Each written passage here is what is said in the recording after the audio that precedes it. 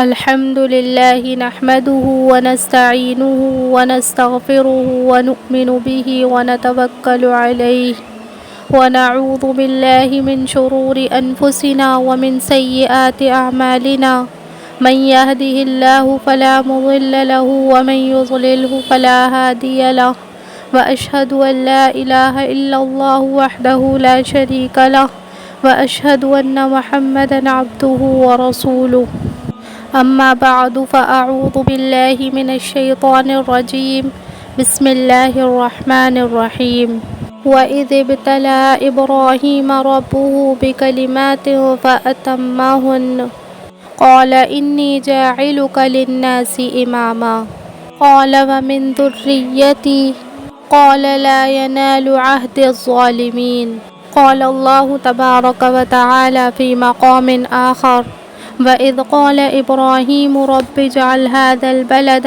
آمِنًا وَاجْنُبْنِي وَبَنِيَّ أَن نَّعْبُدَ الْأَصْنَامَ صدق اللہ العظیم۔ میری انتہائی واجب الاحترام بہنوں، الحمدللہ ذی قعدہ کا مہینہ چل رہا ہے اور اس کے بعد جو مہینہ شروع ہونے والا ہے وہ ذی الحجہ کا بابرکت اور باسعادت مہینہ ہے۔ اس بابرکت مہینے میں تو بڑی اہم عبادات ادا کی جاتی ہیں۔ نمبر 1 حج کی عبادت اور نمبر 2 قربانی کی عبادت۔ حج جو ادا ہوتا ہے وہ بھی ذی الحجہ کے 5 ایام یعنی 8، 9، 10، 11 اور 12 ذی الحجہ، اور اسی طرح قربانی بھی جو ادا ہوتی ہے وہ 10، 11 اور 12 ذی الحجہ۔ تو گویا یہ 2 بڑی عبادات آنے والے مہینے میں ان کی ادائیگی ہے، اور آنے والا جو مہینہ اب شروع ہونے والا ہے یہ بڑا بابرکت مہینہ ذی الحجہ کا مہینہ ہے۔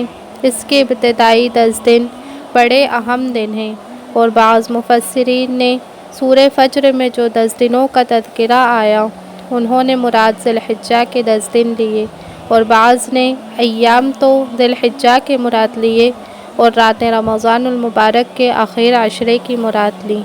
تو یہ آنے والے 10 دن ذی الحجہ کے بھی بڑے اہم دن ہیں، اور انہی دنوں میں ایک دن 9 ذی الحجہ کا دن ہے کہ جس دن روزہ رکھنے سے یعنی عرفہ کے دن 1 سال گزشتہ کے اور 1 سال آئندہ کے گناہ اللہ رب العزت معاف فرما دیتے ہیں۔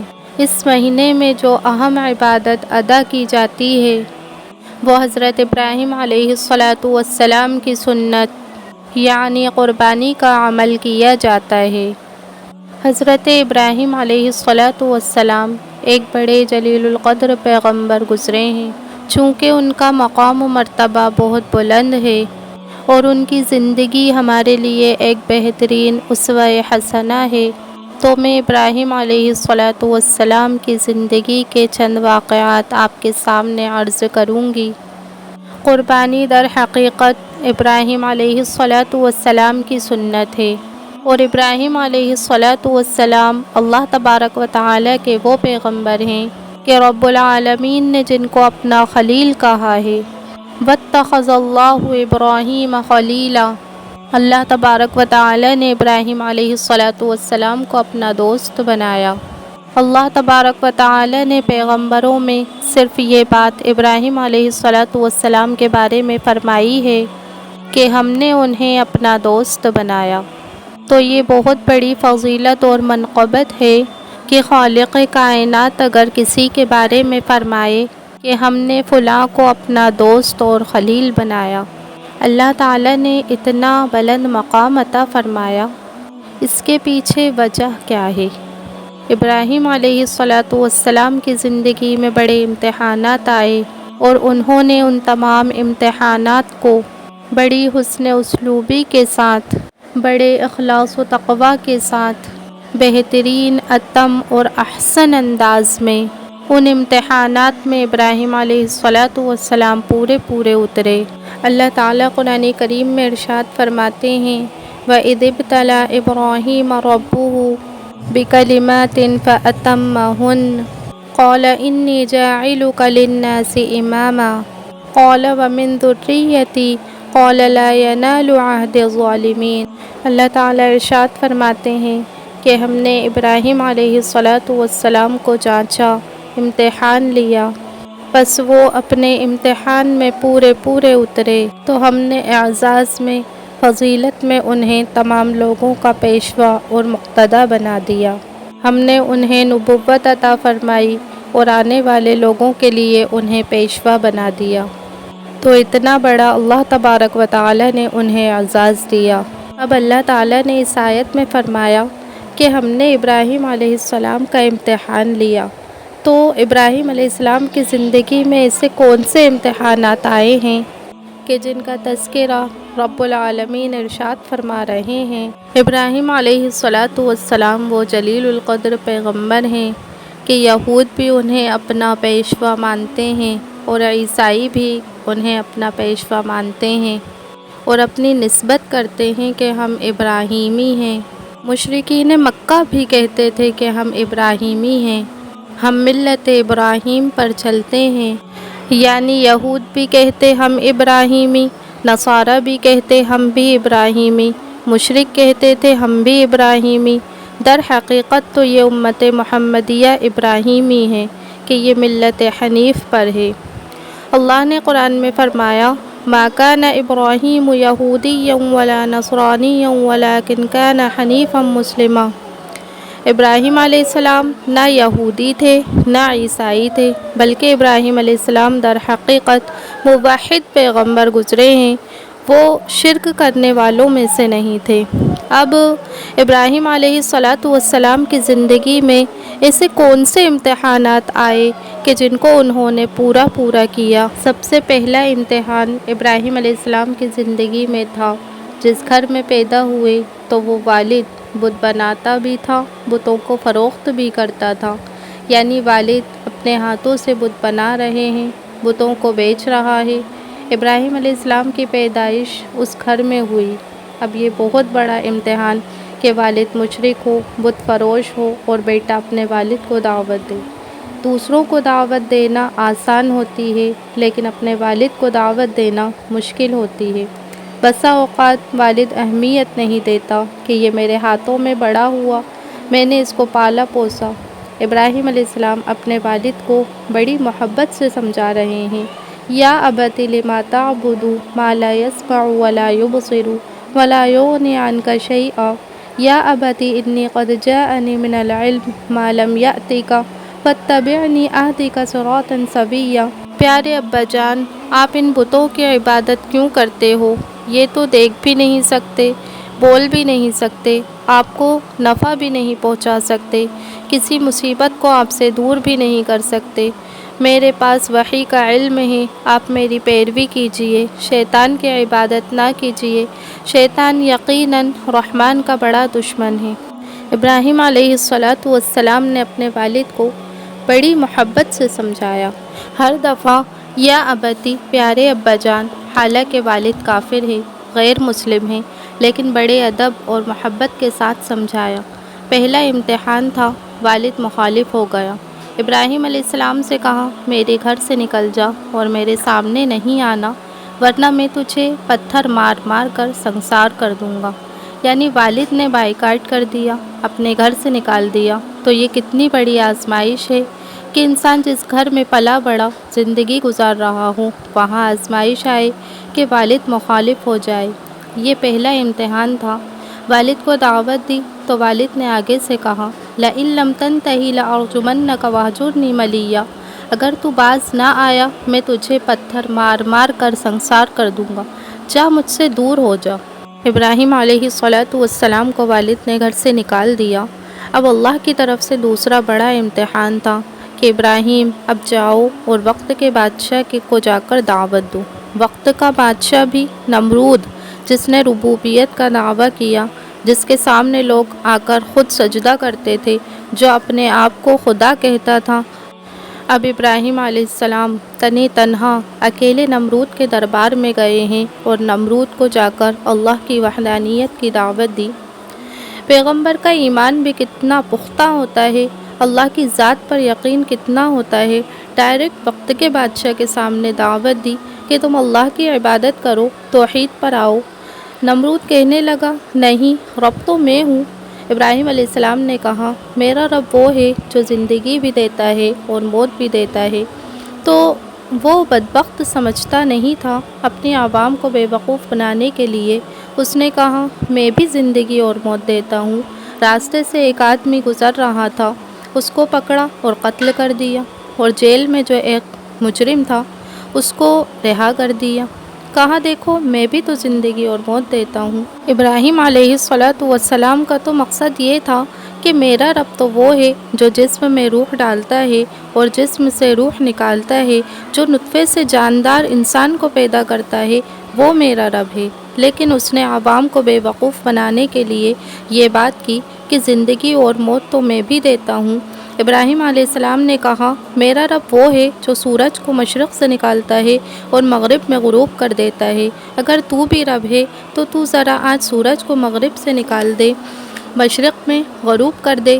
فَبُہِتَ الَّذِی کَفَرَ وَاللَّهُ لَا يَهْدِي الْقَوْمَ الظَّالِمِينَ۔ یہ کافر مبہوت ہو کے رہ گیا اور اللہ ظالم قوم کی رہنمائی نہیں کرتا۔ اب نتیجہ کیا نکلا؟ وقت کا بادشاہ مخالف ہو گیا۔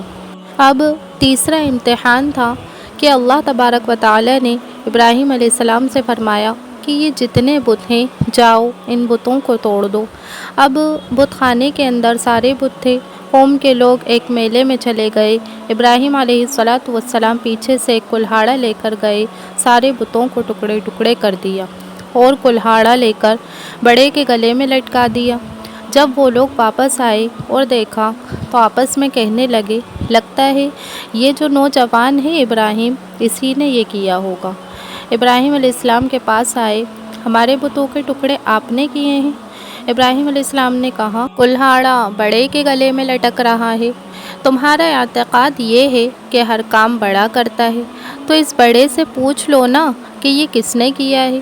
تم جن کو خدا مانتے ہو یہ تو اپنا دفاع بھی نہیں کر سکتے، جو اپنے آپ کو نہ بچا سکے وہ تمہیں نفع اور نقصان کیسے دے سکتے ہیں؟ پھر ابراہیم علیہ السلام نے سمجھایا کہ یہ بت تو اپنے آپ کو باقی نہیں رکھ سکتے، یہ تمہیں کیسے نفع دیں گے؟ پھر تمہارا گمان کہ بڑا سب کچھ دیکھتا ہے، نگرانی کرتا ہے، تو اس بڑے سے پوچھ لو کہ یہ کس نے کیا ہے۔ تو وہ لوگ فوراً کہنے لگے کہ ابراہیم تمہیں پتہ تو ہے کہ یہ بولتے نہیں ہیں، یہ بول نہیں سکتے، نہ یہ سن سکتے ہیں، یہ اپنا دفاع نہیں کر سکتے۔ ابراہیم علیہ السلام نے سمجھایا کہ پھر یہ خدا کیسے ہو گئے؟ پھر تم کیوں ان کو سجدہ کرتے ہو؟ تو تیسرا امتحان تھا، بتوں کو توڑا، قوم بھی مخالف ہو گئی۔ اب قوم نے بھی کہا کہ اپنے بتوں کی مدد کرو اور ابراہیم کو آگ میں جلا دو۔ تو دیکھو پہلا امتحان تھا والد نے گھر سے نکالا، دوسرا امتحان وقت کا بادشاہ مخالف ہو گیا نمرود، تیسرا امتحان ساری قوم اور قبیلہ بھی مخالف ہو گیا۔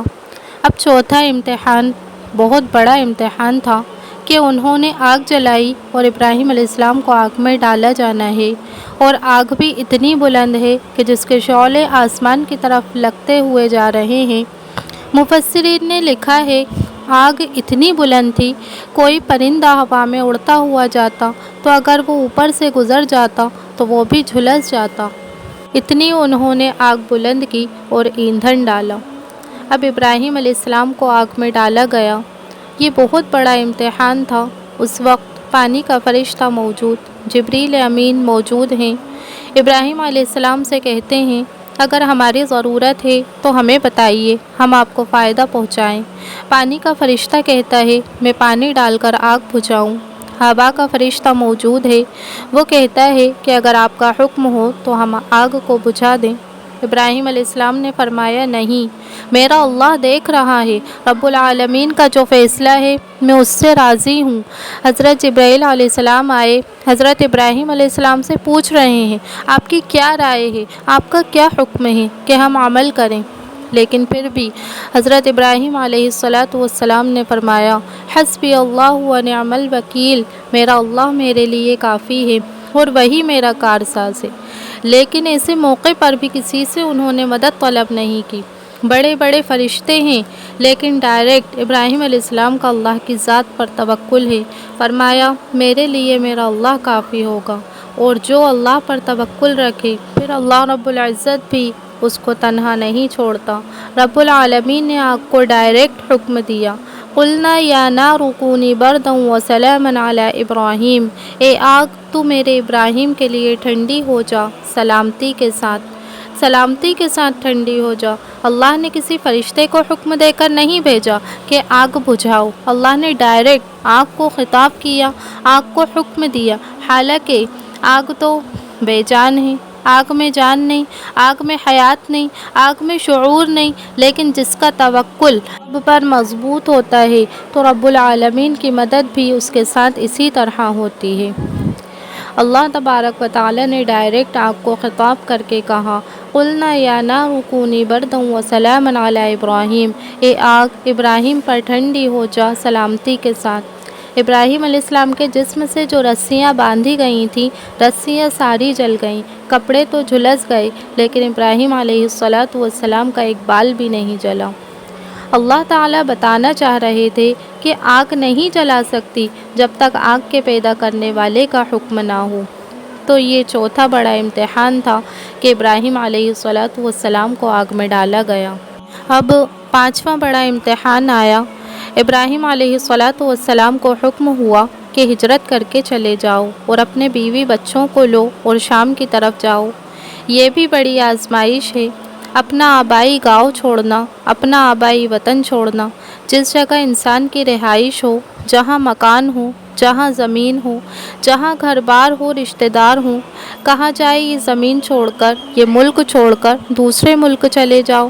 یہ بھی بڑا سخت امتحان ہوتا ہے۔ ابراہیم علیہ السلام اس پر بھی پورے اترے، اپنے بیوی بچوں کو لیا اور شام چلے گئے۔ اللہ کی طرف سے پھر ایک اور چھٹا امتحان تھا۔ اب رب العالمین نے کہا، ابراہیم اب اپنی گھر والی حضرت ہاجرہ اور اپنے بیٹے اسماعیل کو لے کر جاؤ اور بیت اللہ کے آس پاس چھوڑ کر آ جاؤ۔ اس وقت بیت اللہ کے ارد گرد کوئی آبادی نہیں تھی، انسان تو انسان، کوئی چرند پرند بھی نہیں تھے، بالکل بیابان تھا، ایک جنگل تھا، ایک صحرا تھا۔ ابراہیم علیہ السلام اپنی گھر والی حضرت ہاجرہ کو لے کر اور دودھ پیتے بیٹے اسماعیل کو لے کر وہاں پہنچے ہیں، بیت اللہ کے ارد گرد انہیں چھوڑا ہے۔ وہاں پر جب اپنی گھر والی کو چھوڑا تو تھوڑا سا اسباب کے درجے میں کچھ کھجوریں تھیں، وہ دے دیں، کچھ تھوڑا پانی تھا، وہ دیا۔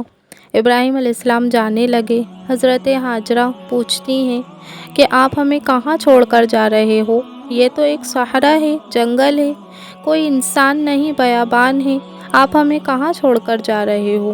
ابراہیم علیہ السلام کو حکم تھا، بات بھی نہیں کرنی تھی، خاموش تھے۔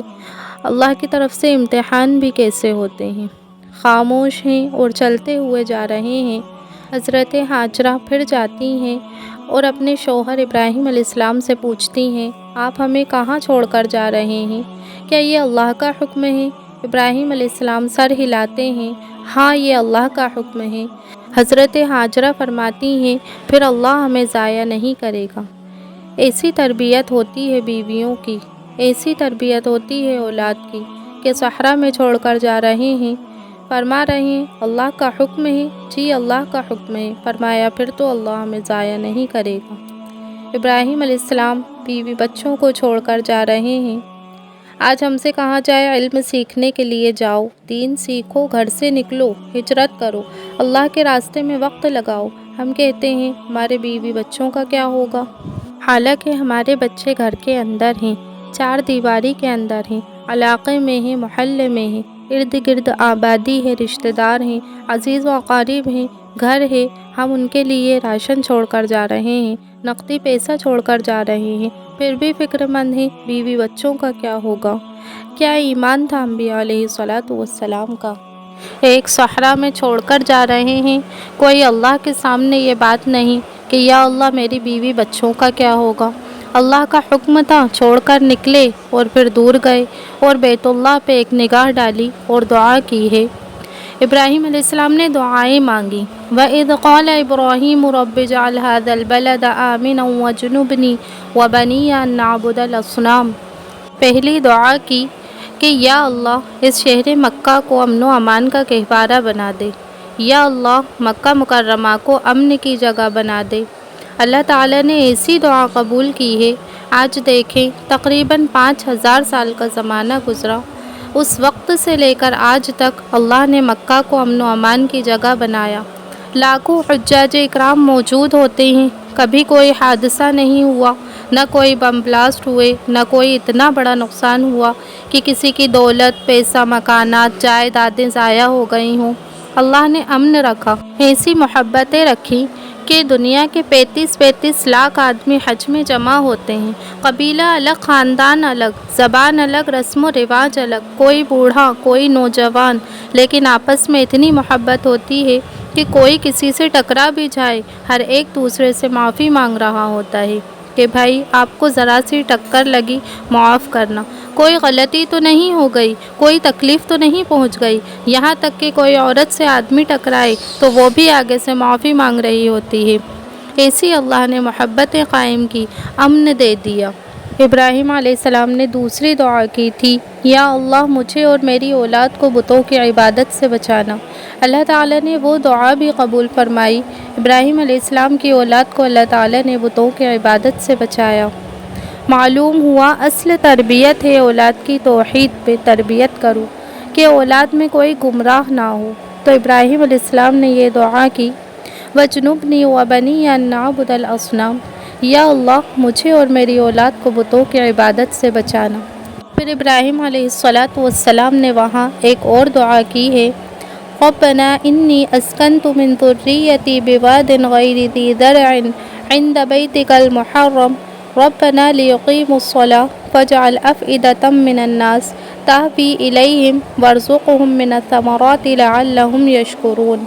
ابراہیم علیہ السلام دعا کر رہے ہیں، یا اللہ میں نے اپنے بیوی بچوں کو چھوڑا ایک ایسی بیابان جگہ میں جہاں کاشتکاری نہیں ہوتی، جہاں فصلیں نہیں کاشتکار کی جاتی، زمین زرخیز نہیں ہے، بس اے اللہ تو اس جگہ کے باشندوں کو پھل عطا فرما، لوگوں کے دلوں میں بیت اللہ کی محبت ڈال دے، لوگوں کے دلوں کو بیت اللہ کی طرف مائل کر دے۔ یا اللہ میرے بیوی بچوں کو نماز پڑھنے کا پابند بنا دے کہ وہ نمازی بن جائیں، دیندار بن جائیں۔ ابراہیم علیہ السلام یہ دعا کر رہے ہیں، اللہ تعالیٰ نے یہ بھی دعا قبول فرمائی۔ اللہ نے مکہ میں اتنے پھل رکھے ہیں، ساری دنیا کا جو پھل ہوتا ہے وہ آپ کو بیت اللہ میں ملے گا۔ عمرے کے اندر 30 لاکھ آدمی وہاں ہوتے ہیں، لیکن دنیا کا ہر پھل وہاں موجود ہوتا ہے، حالانکہ کوئی ایک دانہ، کسی ایک دانے کی کاشت مکہ مدینہ میں نہیں ہوتی، فصلیں وہاں نہیں لگتی، کاشتکاری نہیں ہوتی، لیکن دنیا کا ہر پھل وہاں موجود ہوتا ہے، بہترین پھل موجود ہوتا ہے۔ تو دیکھیں ابراہیم علیہ السلام نے یہ دعا نہیں کی کہ یا اللہ مکہ کی زمین کو کاشتکاری کی زمین بنا دے، یا اللہ مکہ کی زمین پہ گلاب کے پھول ہوں، چنبیلی کے پھول ہوں، باغ ہوں، پانی کی نہریں ہوں، چشمے ہوں، دریا ہوں۔ نہیں، یہ دعا نہیں کی، دعا کر رہے ہیں یا اللہ اس زمین کو ایسا بنا کہ لوگوں کے دلوں میں مکہ کی محبت ڈال دے، وہ زمین کی وجہ سے نہیں آئے کہ وہاں پانی کے چشمے دیکھنے آئے، وہ اس وجہ سے نہیں آئے کہ وہاں پھولوں کی مہک ہے، زمین کا سبزہ ہے، جو آئے تو تیرے گھر کے کو دیکھنے کے لیے آئے، جو آئے تو رب کے گھر کی محبت میں آئے۔ اللہ نے ایسی محبت ڈالی ہے، مسلمان کتنی دفعہ چلا جائے لیکن یہ محبت کم نہیں ہوتی، ایسی کشش رکھی ہے جیسے مقناطیس میں لوہے کو اپنی طرف کھینچتا ہے، بیت اللہ بھی ایمان والوں کو اپنی طرف کھینچتا ہے، ہر دفعہ دیکھتا رہے انسان سیر نہیں ہوتا۔ قرآن کریم بیت اللہ والدین ہیں، نبی اکرم صلی اللہ علیہ وسلم کا روزہ ہے، جتنی مرتبہ انسان دیکھے، جتنی مرتبہ انسان چلا جائے، دیکھتا رہے، لیکن کبھی وہ سیر نہیں ہوتا۔ پھر دیکھیں ابراہیم علیہ السلام کیا دعا کر رہے ہیں، یا اللہ میں نے اپنے بچوں کو یہاں آباد کیا، اس لیے ربنا لیقیموا الصلاۃ، میرے بچوں کو نماز پڑھنے والا بنا دیجئے، نماز کا پابند بنا دیجئے۔ یہ نہیں کہ اگر زمین کاشتکار ہوتی تو یہ تو باغبان بن جائیں گے، یہ تو کھیتی باڑی کریں گے، سارا ٹائم ان کا لگے گا بیج ڈالنے میں، فصل کی کاشتکاری میں۔ یا اللہ ان کو زمین پر محنت کرنے والا نہ بنانا، اپنے باطن پر محنت کرنے والا بنانا، یہ نمازی بن جائیں۔ ابراہیم علیہ السلام اولاد کے لیے دعا فرما رہے ہیں۔ پھر دیکھیں کتنا بڑا امتحان ہے، بیوی بچوں کو وہاں چھوڑ کر گئے، اولاد کی بھی تربیت، بیوی کی بھی تربیت ہے کہ حضرت ہاجرہ کے پاس جو تھا وہ ختم ہو گیا۔ پھر صفا مروہ کے درمیان حضرت ہاجرہ چکر لگاتی ہیں پانی کی تلاش میں کہ اپنے بیٹے اسماعیل کے لیے پانی کا انتظام ہو۔ صفا سے مروہ دوڑی، مروہ سے صفا دوڑی، 7 چکر لگائے۔ اللہ کو یہ ادا بھی پسند آ گئی، قیامت تک کے لیے حکم دے دیا جو عمرہ کرتا ہے صفا مروہ کے درمیان چکر لگائے گا۔ ادھر حضرت اسماعیل کی ایڑیاں لگی ہیں، اللہ تعالیٰ نے وہاں حکم دیا، حضرت جبرائیل امین کو جبرائیل امین کا پر لگا ہے، اللہ نے پانی کا چشمہ جاری کر دیا۔ پھر ابراہیم علیہ السلام کے لیے ایک اور بڑا امتحان تھا، جب یہی بیٹا اسماعیل اس قابل ہو گیا کہ والد کا ہاتھ بٹائے کہ اب اللہ تعالیٰ نے حکم دیا، فلما بلغ معه السعي قال يا بني إني أرى في المنام أني أذبحك فانظر ماذا ترى قال يا أبت افعل ما تؤمر ستجدني إن شاء الله من الصابرين۔ ابراہیم علیہ السلام بیٹے اسماعیل سے کہتے ہیں، بیٹا میں نے ایک خواب دیکھا ہے، میں تمہیں خواب میں ذبح کر رہا ہوں، پیارے بیٹے آپ کی کیا رائے ہے؟ بیٹا اسماعیل 12 سال عمر ہے اسماعیل علیہ السلام کی، 96 سال عمر ہے ابراہیم علیہ السلام کی، اور ایک قول ہے 106 سال۔ 106 سال یا 96 سال کا بوڑھا باپ، 12 سال کا بیٹا، وہ بھی نافرمان نہیں بلکہ فرما بردار، اشاروں پہ چلنے والا، جان دینے والا، بڑھاپے کا سہارا۔ اللہ کا امتحان بھی کیسا، صرف یہ نہیں کہا بیٹے کو گھر سے نکال دو، بیٹے کو قتل کر دو، بیٹے کو زہر دے دو، فرمایا نہیں، بیٹے کے گلے پہ چھری چلا دو، بیٹے کے گلے پہ چھری چلانی ہے ابراہیم، یہ امتحان ہے۔ جس کی اولاد ہے اسے پتہ ہے کہ انسان کو اولاد سے کتنی محبت ہوتی ہے۔ انسان چاہتا ہے خود بیمار ہو جائے لیکن بچہ بیمار نہ ہو، خود پریشانی میں وقت گزر جائے، مصیبت میں وقت گزر جائے لیکن اولاد پر آنچ نہ آئے۔ پھر اولاد میں بھی کہ جب انسان اتنا بوڑھا ہو اور بچہ بھی اتنی امیدوں کے بعد ہو اور وہ بھی اتنا نیک اور فرما بردار ہو اور اللہ حکم دے کہ اب ذبح کرو۔ آگے اسماعیل کی بھی کیسی تربیت ہوئی ہے، آج میں اور آپ اپنے بچے کو حکم دیں وہ تو مانتے نہیں، اور یہاں کیسی تربیت ہے، چھوٹا سا بچہ ہے اسماعیل، 12 سال عمر ہے، اور کیا کہہ رہے ہیں ابراہیم علیہ السلام سے، قال یا ابت افعل ما تؤمر، پیارے ابا جان پورا کیجئے جو اللہ کا حکم ہے، ستجدنی انشاء اللہ من الصابرین، آپ مجھے صبر کرنے والوں میں سے پائیں گے۔ تفسیر قرطبی میں ہے، حضرت اسماعیل علیہ السلام کو جب ذبح کرنے لگے تو حضرت اسماعیل علیہ السلام نے فرمایا تھا، میری قمیص نکال دینا ابا جان، کہیں ایسا نہ ہو کپڑوں پہ خون لگ جائے، میری والدہ حضرت ہاجرہ دیکھیں تو انہیں تکلیف ہو، میرے پاؤں کو باندھ دینا، کہیں ایسا نہ ہو کہ میں پاؤں رگڑوں اور آپ کو رحم آ جائے، اللہ کے حکم میں تاخیر نہ ہو جائے ابا جان، میرا چہرہ زمین کی طرف کرنا، کہیں ایسا نہ ہو میرا چہرہ آپ کی طرف ہو اور آپ مجھے دیکھو، رب کے حکم میں تاخیر نہ ہو جائے۔ باپ بیٹے اسماعیل کو یوں باندھ رہے ہیں جیسے قصائی جانور کو باندھتا ہے، قمیص نکال دی، پاؤں باندھ دیے، بیٹے کا چہرہ زمین کی طرف کر دیا۔ فلما اسلم فتلہ للجبین، آسمان کے فرشتے بھی دیکھ رہے ہیں ابراہیم خلیل اللہ بیٹے کے گلے پر چھری چلا رہے ہیں اور زور سے چلا رہے ہیں، لیکن اللہ کا حکم نہیں تھا، چھری تو نہیں کاٹ سکتی جب تک چھری کے کاٹنے والے کا حکم نہ ہو۔ آواز آئی، قد صدقت الرؤیا، ابراہیم تو نے اپنے خواب کو سچ کر دکھایا، ان کذالک نجزی المحسنین، اسی طرح ہم بدلہ دیتے ہیں نیکوکاروں کو، وفدیناہ بذبح عظیم، ہم اس کے بدلے میں بہترین بڑا فدیہ عطا کریں گے۔ اللہ نے دمبے کو بھیجا، ابراہیم علیہ السلام کا ہاتھ دمبے پہ چلا، اسماعیل علیہ السلام نیچے سے ہٹے، دمبا نیچے تھا اور وہ ذبح کر دیا گیا۔ پھر یہی قربانی کا عمل قیامت تک کے لیے سنت بن گیا۔ تو واقعہ سنانے کا مقصد ابراہیم علیہ السلام کا کتنا بڑا امتحان تھا کہ اپنے بیٹے کو ذبح کرو، اور وہ اس کے لیے تیار ہو گئے۔ یہاں بھی ابلیس خبیث نے 3 مرتبہ بہکایا، 3 مرتبہ آیا، سب سے پہلے حضرت ہاجرہ کے پاس کہ تمہارے شوہر اپنے بیٹے کو ذبح کر رہے ہیں، تو بیوی نے کنکریاں مار کے بھگایا، پھر حضرت اسماعیل کے پاس آیا، حضرت اسماعیل نے بھی کنکریاں مار کر ابلیس کو بھگایا۔ اللہ کا حکم ہے تو میں راضی ہوں۔ ابراہیم علیہ السلام کے پاس آیا، انہیں بھی کنکریاں مار کے بھگایا کہ اللہ کا حکم ہے تو میں راضی ہوں۔ اللہ کو یہ ادا بھی پسند آئی۔ آج جو حج کے لیے جاتا ہے تو شیطان کو کنکریاں ماری جاتی ہیں کہ ان حضرات نے شیطان کو کنکریاں ماری، اللہ نے اس عمل کو بھی زندہ رکھا۔ یہ عمل اللہ کو اتنا پسند آیا۔ آج بھی لاکھوں حجاج ہوں گے، حج کے موقع پر مینا میں سب قربانی کرتے ہیں۔ یہ وہی جگہ ہے جہاں ابراہیم علیہ السلام اپنے بیٹے کی قربانی کر رہے تھے۔ آج لاکھوں لوگ وہاں جانوروں کی قربانی کرتے ہیں۔ صحابہ اکرام رضی اللہ عنہم نے جب اللہ کے رسول صلی اللہ علیہ وسلم سے پوچھا تھا یہ قربانی کا عمل کیا ہے تو آپ صلی اللہ علیہ وسلم نے فرمایا تھا تمہارے والد حضرت ابراہیم کی سنت ہے۔ صحابہ نے پوچھا ہمیں کیا ملے گا؟ فرمایا ہر بال کے بدلے اللہ تمہیں ایک نیکی دے گا۔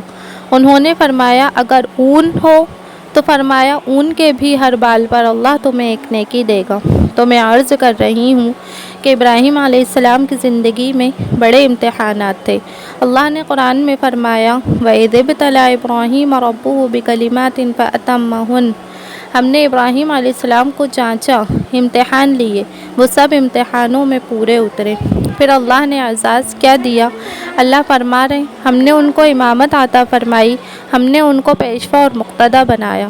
پھر اللہ کی طرف سے حکم آیا کہ ابراہیم اپنے بیٹے اسماعیل کے ساتھ بیت اللہ کی تعمیر کرو۔ ابراہیم علیہ السلام شام سے چل کر آئے۔ مفسرین نے لکھا ہے اس وقت 106 سال عمر ہے ابراہیم علیہ السلام کی اور اسماعیل علیہ السلام کی عمر اب 20 سال ہو چکی ہے۔ اب حکم تھا بیت اللہ کو تعمیر کرو۔ ابراہیم علیہ السلام وہاں سے آئے، مکہ پہنچے۔ ابراہیم علیہ السلام بیٹے سے ملاقات کرتے ہیں۔ صحیح بخاری میں روایت ہے آپس میں ایک عرصے بعد ملے ہیں تو خوشی میں رونے لگ گئے۔ ابراہیم علیہ السلام نے اپنے بیٹے اسماعیل سے فرمایا اللہ کا حکم ہے بیت اللہ کو تعمیر کرنا ہے۔ فرمایا ابا جان میں خدمت کے لیے حاضر ہوں۔ اللہ نے قرآن میں نقشہ کھینچا وَإِذْ يَرْفَعُ إِبْرَاهِيمُ الْقَوَاعِدَ مِنَ الْبَيْتِ وَإِسْمَاعِيلُ رَبَّنَا تَقَبَّلْ مِنَّا إِنَّكَ أَنْتَ السَّمِيعُ الْعَلِيمُ۔ جب بیت اللہ کی بنیادیں بلند کر رہے تھے ابراہیم اور اسماعیل علیہ السلام اور دعا کر رہے تھے یا اللہ ہمارے اس عمل کو قبول فرما۔ ابراہیم علیہ السلام مستری ہیں، اسماعیل علیہ السلام مزدور ہیں، گارا بنا کے دیتے ہیں، اینٹیں دیتے ہیں۔ ابراہیم علیہ السلام پتھر پر کھڑے ہیں، وہی مقام ابراہیم کا وہ پتھر آج بھی اس پتھر پر ابراہیم علیہ السلام کے پاؤں کا نقش ہے۔ جب ضرورت ہوتی پتھر اوپر ہو جاتا، نیچے آنا ہوتا پتھر نیچے ہو جاتا۔ اللہ نے اس پتھر میں لفٹ کا کام رکھا، یہ لفٹ کے طور پر اوپر بھی جا رہا ہے نیچے بھی آ رہا ہے۔ اور ابراہیم علیہ السلام کی اس محنت، محبت، عبادت کے آثار کو پتھر نے اپنے اندر جذب کر دیا۔ آج بھی آپ حج عمرے کے لیے جاؤ، وہاں شیشے کے اندر دیکھو، وہی شیشے میں بند پتھر نظر آئے گا، اس پتھر پر ابراہیم علیہ السلام کے قدموں کے نشانات ہیں۔ اللہ کو یہ ادا بھی اتنی پسند آئی، اللہ فرما رہے ہیں وَاتَّخِذُوا مِن مَّقَامِ إِبْرَاهِيمَ مُصَلًّى۔ قیامت تک کے لیے کسی کا عمرہ پورا نہیں ہوگا جب تک مقام ابراہیم کے پیچھے 2 رکعت نماز نہ پڑھ لے۔ پھر دیکھیں ابراہیم علیہ السلام، اسماعیل علیہ السلام نے بیت اللہ کو تعمیر کیا۔ اس کے بعد ہونا تو یہ چاہیے تھا کہ یہ کہتے یا اللہ ہم نے بڑا کام کیا، تیرا گھر بنایا۔ سب سے پہلا گھر ہوئے ارض پر بیت اللہ ہے، اس کو ہم نے تعمیر کیا۔ لیکن انبیاء علیہ السلام کی زندگیوں میں اخلاص بہت تھا، تقویٰ بہت تھا۔ بیت اللہ کو تعمیر کر کے 2 دعائیں کی ہیں۔ ابراہیم علیہ السلام نے، اسماعیل علیہ السلام نے 2 دعائیں کی۔ سب سے پہلی دعا ربنا تقبل منا انک انت السمیع العلیم، یا اللہ ہمارے اس عمل کو قبول فرما لے، تو دعاؤں کا سننے والا، ہماری نیتوں کا جاننے والا ہے۔ کوئی عمل بڑا تب ہوگا جب وہ اللہ کی بارگاہ میں قبول ہو جائے، اگر قبول نہ ہو تو بڑے سے بڑا عمل چھوٹا ہے، چھوٹے سے چھوٹا عمل قبول ہو جائے تو وہ عمل بڑا ہو جاتا ہے۔ جیسے ایک فاجرہ بے حیا عورت نے کتے کو پانی پلایا، اللہ نے بخشش کر دی۔ ایک آدمی نے راستے سے کانٹا ہٹا دیا، اللہ نے مغفرت فرما دی۔ ایک نے صرف اپنے قلم کو روک کے رکھا کہ مکھی چوس لے، اللہ نے مغفرت فرما دی۔ رب العالمین یہ نہیں دیکھتا عمل بڑا ہو، اللہ دیکھتا ہے کس نیت سے کر رہا ہے، اخلاص کتنا ہے، کس کی رضا کے لیے کر رہا ہے۔ قل ان صلاتی ونسکی ومحیای ومماتی للہ رب العالمین، یقیناً میری نماز، میری قربانی، میرا جینا، میرا مرنا سب اللہ کے لیے ہے، جس کے ساتھ کوئی شریک نہیں۔ ابراہیم علیہ السلام نے پہلی دعا کی، یا اللہ ہمارے عمل کو قبول فرما۔ اس لیے ہر عمل کر کے یہ دعا کیا کریں، یا اللہ تو اس کو قبول فرما، اس لیے کہ بڑے سے بڑا عمل اگر وہ قبول نہ ہو تو وہ ضائع ہے۔ سب سے پہلے جہنم میں کس کو ڈالا جائے گا؟ حدیث میں آتا ہے شہید کو، قاری کو، عالم کو۔ شہید کو اس لیے ڈالا جا رہا ہے، یہ اس لیے لڑا تھا لوگ کہیں بڑا بہادر ہے۔ قاری کو کیوں ڈالا جا رہا ہے؟ یہ کہتا تھا میں بہت اچھا قرآن پڑھتا ہوں، لوگ کہیں کتنا بہترین قاری ہے، کتنی تجوید سے پڑھتا ہے۔ عالم کو کیوں ڈالا جا رہا ہے؟ اس لیے کہ یہ کہتا تھا میں تو عالم ہوں، میرے پاس علم زیادہ ہے، لوگ کہیں اچھا مقرر، اچھا واعظ ہے۔ پہلے جہنم میں ان تینوں کو ڈالا جا رہا ہے۔ معلوم ہوا جب تک عمل اللہ کے لیے نہ ہو اس کی کوئی حیثیت نہیں ہے۔ تو ابراہیم علیہ السلام کی پہلی دعا تھی، یا اللہ اس عمل کو قبول فرما۔ دوسری دعا، ربنا وجعلنا مسلمین لک ومن ذریتنا امۃ مسلمۃ لک ارنا مناسکنا وتب علینا انک انت التواب الرحیم۔ یا اللہ مجھے اور میری اولاد کو اپنا فرما بردار بنا دے، ہمیں جو اولاد عطا فرما اس کو بھی اپنا فرما بردار بنا دے۔ یا اللہ ہمیں عبادت کے طریقے سکھا دے، جب عبادت میں کمی کوتاہی ہو توبہ کی توفیق عطا فرما دے، یقیناً تو توبہ کا قبول کرنے والا، رحم کرنے والا ہے۔ اس لیے ہمیشہ یہ دعا ہو، اللہ تعالی ہماری اولاد کو فرما بردار بنا دے۔ اللہ نے کیسی دعا قبول کی؟ ابراہیم علیہ السلام کو ایک بیٹا دیا اسحاق، اسحاق علیہ السلام کو بیٹا دیا یعقوب، یعقوب علیہ السلام کو بیٹا دیا یوسف۔ ابراہیم بھی پیغمبر، اسحاق بھی پیغمبر، یوسف بھی پیغمبر۔ دوسرا بیٹا دیا اسماعیل علیہ السلام۔ اسماعیل کی اولاد میں سرکار دو عالم تاجدار مدینہ جناب رسول اللہ صلی اللہ علیہ وسلم پیدا ہوئے۔ اللہ نے کیسی دعا قبول کی؟ اپنے ابراہیم خلیل اللہ کی کہ اللہ نے آنے والے جتنے انبیاء آئے بنی اسرائیل میں جتنے آئے سب کے سب یعقوب علیہ السلام کی اولاد میں آئے، اور بنو اسماعیل میں اللہ نے ایک بھیجا جس کے لیے کائنات کا نظام بنا، وہ جناب رسول اللہ صلی اللہ علیہ وسلم۔ پھر ابراہیم علیہ السلام دعا کر رہے ہیں بیت اللہ تعمیر کر کے، ربنا وابعث فیہم رسولا منہم یتلو علیہم آیاتک ویعلمہم الکتاب والحکمت ویزکیہم۔ یا اللہ وہ پیغمبر جو آخر الزماں آپ بھیجو گے وہ ہماری اولاد میں سے بھیجنا، ہماری نسلوں میں سے بھیجنا، اور اس پیغمبر کے 4 کام ہوں، 4 کام وہ پیغمبر کرے، قرآن کریم کی تلاوت کرے، لوگوں کو قرآن کریم کا علم سکھائے، دین اور حدیث کا علم سکھائے، لوگوں کے باطن کا تزکیہ کرے، لوگوں کو گناہوں سے بچائے۔ اللہ نے یہ دعا بھی قبول فرمائی، اور آپ صلی اللہ علیہ وسلم کو اللہ تعالیٰ نے حضرت اسماعیل علیہ السلام کی اولاد میں پیدا فرمایا۔ تو میرا واقعہ سنانے کا مقصد ذی الحجہ کا مہینہ شروع ہونے والا ہے، یہ در حقیقت ابراہیم علیہ السلام کے عظیم الشان سنت قربانی کا عمل ہے جو اللہ کو بڑا پسند آیا۔ تو ابراہیم علیہ السلام کی زندگی میں بڑے امتحانات تھے، اسی لیے اللہ نے ان کو خلیل بنایا۔ اللہ تعالیٰ کے حکم پر ایسی جان دینے والے تھے، اتنی محبت تھی۔ تفسیر طبری میں واقعہ ہے، ایک دفعہ جب فرشتہ انسانی صورت میں آیا، ابراہیم علیہ السلام تو مہمان نواز تھے، بچڑا ذبح کر کے فوراً بھون کر لے آئے۔ ہمارے یہاں تو کوئی مہمان آ جائے ہم اول تو اس کو باتوں میں ہی سیر کر لیتے، اتنی باتیں کرتے ہیں کہ وہ باتیں کر کے ہی اٹھ کر چلا جائے، پھر مشکل ہو تو چائے کا 1 کپ پلا دیں گے۔ اب یہاں ابراہیم علیہ السلام کی سخاوت دیکھیے کہ جانتے بھی نہیں کہ مہمان کون ہیں، اجنبی ہیں، اور بچڑا ذبح کر دیا۔ اب جب دیکھا ان کے ہاتھ گوشت کی طرف نہیں پڑ رہے، اب اس دور میں جب کوئی کسی کا کھانا نہیں کھاتا تو یہ علامت سمجھی جاتی تھی کہ کہیں اس کے دل میں دشمنی ہے، یہ ہمارا نمک نہیں کھا رہا ہے۔ پیغمبر تو عالم الغیب نہیں ہوتے۔ ابراہیم علیہ السلام نے کہا بھائی کیوں نہیں کھا رہے ہو؟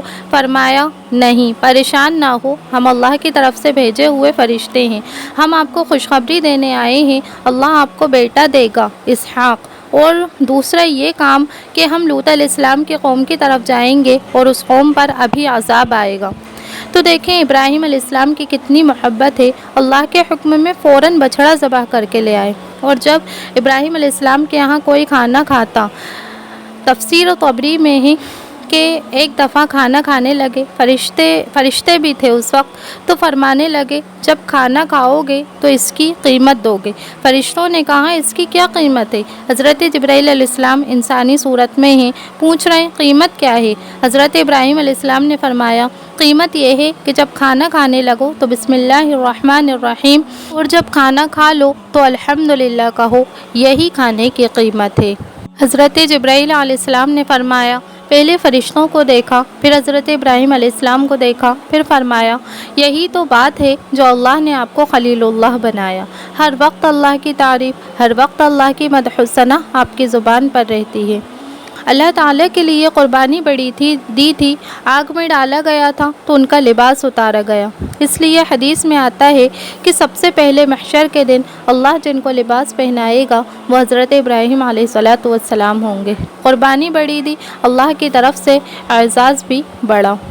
حضرت ابراہیم علیہ السلام کی 3 صفات اللہ نے قرآن میں بیان فرمائی، ہم میں سے ہر انسان ان کو اپنی زندگی میں لانے کی کوشش کرے۔ فرمایا ان ابراہیم لحلیم اوواہ منیب، سب سے زیادہ بردبار ابراہیم علیہ السلام۔ اللہ نے فرمایا اوواہ، اللہ کے سامنے آہوزاری کرنے والے ابراہیم، عاجزی کرنے والے، رونے والے ابراہیم تھے۔ منیب، اللہ کے سامنے رجوع کرنے والے تھے۔ ابراہیم علیہ السلام ایسے روتے تھے یوں آواز آتی تھی جیسے ہانڈی پک رہی ہو۔ خود امام الانبیاء علیہ السلام کی یہ حالت تھی کہ جب آپ نماز کے لیے کھڑے ہوتے تو یوں روتے جیسے ہانڈی پک رہی ہو۔ اللہ نے جس کو عزت دی، رونے سے عزت دی۔ جو اللہ کے سامنے روتا ہے رب العالمین عزت دیتا ہے، جو مخلوق کے سامنے روتا ہے ذلیل و رسوا ہوتا ہے۔ سلف و صالحین کی زندگیاں اٹھا کر پڑھیے، یہ لوگ شب بیدار تھے، تہجد پڑھنے والے تھے، اللہ کے سامنے رونے والے تھے، اس وجہ سے اللہ نے ان کو عزت دی تھی۔ تو ابراہیم علیہ السلام کی 3 صفات اللہ تبارک و تعالی نے بیان فرمائی۔ اوواہ، آہوزاری کرنے والے تھے۔ منیب، اللہ کے سامنے رجوع کرنے والے تھے۔ دوسری جگہ اللہ نے ابراہیم علیہ السلام کی صفات بیان کی، ان ابراہیم کان امۃ قانتا للہ حنیفا ولم یک من المشرکین۔ اللہ تبارک و تعالی نے ارشاد فرمایا ابراہیم میرے سب سے زیادہ فرما بردار پیغمبر ہیں۔ اللہ نے فرمایا وہ ایک امت ہے، ایک آدمی ہے، لیکن اتنا کام کرتا ہے جیسے کہ کوئی امت کام کرتی ہے، پوری ایک امت کے برابر ارشاد فرمایا۔ پھر فرمایا ہم نے ابراہیم علیہ السلام کو چن لیا، ہم نے دنیا میں بھی بھلائی دی، آخرت میں بھی بھلائی دی۔ اللہ تعالیٰ اتنے خوش ہوئے کہ ابراہیم علیہ السلام کا تذکرہ قیامت تک کے لیے باقی رکھ دیا۔ آج آپ دیکھیں 4000 سال گزر چکے ہیں لیکن ابراہیم علیہ السلام کا ذکر خیر آج بھی باقی ہے۔ تو میں عرض کر رہی ہوں قربانی دی تو اللہ نے سب کے دلوں میں ان کی محبت ڈال دی۔ تو ذی الحجہ کا مہینہ اب شروع ہونے والا ہے، یہ بابرکت مہینہ ہے۔ اس مہینے میں کوشش کریں ہم میں سے ہر ایک جو ابراہیم علیہ السلام کی سنت، نبی علیہ السلام کی سنت ہے قربانی کا عمل، اللہ نے وسعت دی ہو، قربانی کے عمل میں انسان بڑھ چڑھ کر حصہ لے۔ اور 2 گزارشات عرض کر کے بات ختم کرتی ہوں۔ ایک گزارش یہ کہ ذی الحجہ کا مہینہ شروع ہونے والا ہے، اس میں کوشش کریں روزے رکھیں۔ یہ 10 دن بابرکت دن ہیں، ان 10 دنوں میں ہو سکے انسان نفلی روزے رکھے۔ حضرات اسلاف ان 10 دنوں میں روزے رکھا کرتے تھے، خصوصاً عرفے کا دن، 9 ذی الحجہ کا دن۔ حدیث میں آتا ہے 1 سال گزشتہ اور 1 سال آئندہ کے گناہوں کو اللہ معاف فرما دیتے ہیں۔ دوسری گزارش ہے، حدیث میں آتا ہے جس کا قربانی کرنے کا ارادہ ہو تو جب ذی الحجہ کا مہینہ شروع ہوئے وہ اپنے بالوں اور ناخن وغیرہ کو نہ کاٹے۔ تو یہ 2 گزارشات عرض کرنا تھیں، تو ان پر اللہ تبارک و تعالی ہمیں عمل کرنے کی توفیق عطا فرمائے۔ وآخر دعوانا ان الحمد للہ رب العالمین۔